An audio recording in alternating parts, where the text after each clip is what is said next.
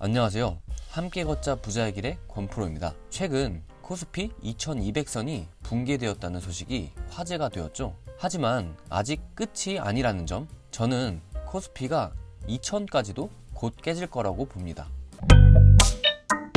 요즘 전문가도 아닌 사람들이 전문가인 척 저점이 나왔다는 등 여기저기에서 수많은 이야기들을 들을 수 있습니다. 이 지경까지 왔으면 이젠 아실 때도 됐는데 말이죠. 여러분들은 현실을 직시하셔야 합니다. 그럼 대체 증권 전문가들은 왜 이렇게 계속 말도 안 되는 논리를 펼치는 걸까요? 따지고 보면 당연한 일이긴 합니다. 주식이 오르지 못하면 자기들 밥줄이 끊기기 때문이죠. 그러니 명백한 하락장에도 저점이라면서 계속 희망을 주고 또 투자를 유도하고 있는 겁니다. 자기한테 물려있는 사람들마저 빼게 할 순 없으니까 계속 좋은 얘기만 하는 것입니다. 제가 지금까지 저의 뇌피셜로만 논리를 펼친 적이 있었던가요? 제가 처음부터 언급한 테이퍼링도, 긴축도, 집값 하락도 이미 연준을 비롯한 각종 금융기관에서 내놓은 답들을 그저 풀어드렸을 뿐입니다. 전 세계적 불황이 오고 유동성이 급격하게 회수될 거라는 정답을 말씀드려 왔습니다.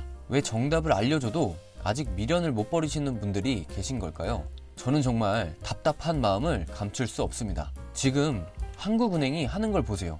진짜 대대적인 결단을 내려 자이언트 스텝이라도 하지 않는다면 아무리 발버둥 쳐봤자 한미 기준금리 역전은 시간 문제입니다. 이런 상황에 대체 어떤 외국인이 코스피에 투자하겠습니까?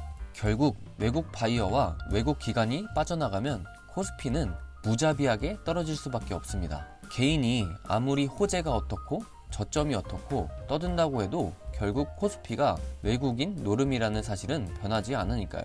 게다가 한국의 사정은 앞으로 더 나빠질 거라고도 말씀드렸습니다. 헝다 디폴트 사태를 전후로 중국 경제의 붕괴는 차마 어떻게 손쓰기 힘들 정도로 가속화되고 있고, 반중 정서가 있든 없든 한국은 경제적으로 중국과 뗄래야 뗄 수 없는 관계입니다. 결국 직간접적으로 영향을 받을 수밖에 없는 구조인데요. 지금 중국의 가장 큰 사회 문제가 뭐죠? 바로 부동산이 붕괴하고 있다는 겁니다. 10년치 빈집이 쌓이고 있고 15개월 연속 주택 판매 비율은 바닥을 치고 있습니다. 결국 그 큰 중국조차 팬데믹의 반동이 부동산 버블로 이어진 건데요.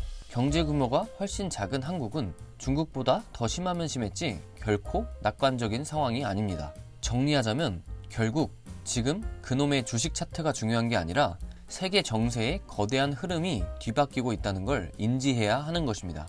애초에 큰 강부터 물이 마르기 시작하는데 그 지류라고 물이 흐르겠습니까? 지금 와서 하는 얘기지만 이전 영상에서 제가 테슬라 떨어진다고 얘기했을 때 말도 안 되는 소리라며 난리 치셨던 분들이 계셨는데 테슬라가 실제로 폭락하고 나니 아무 말씀이 없으시더라고요. 상식적으로 전 세계가 돈줄을 조이는 상황에서 전기차라고 다른 상황이 나올 수는 없는 거겠죠. 이건 비단 테슬라만의 문제가 아닙니다. 이런 긴축과 경제 침체가 장기화된다면 전기차 개발에 모든 걸 쏘아부은 굴지의 자동차 회사들조차 조만간 크게 휘청거릴 수 있다고 보는데요. 사실 전기차의 높은 가격에도 그동안 잘 팔렸던 건 정부 차원에서의 보조금 지원이 크게 작용했었죠. 하지만 보조금은 무슨, 나라의 존망이 걸린 이런 경제 위기에 보조금 줄 돈이 어디 있겠습니까? 그럼 당연히 비싼 전기차 소비는 현저하게 줄어들 수밖에 없습니다. 결국 개인이나 회사나 모두 힘들어진다는 얘기죠. 당연한 인과관계고 당연한 논리입니다. 마지막으로 파이어족 투자를 통한 일확천금과 조기 은퇴? 이러한 꿈들도 결국 유동성이 뒷받침될 때나 가능한 이야기입니다.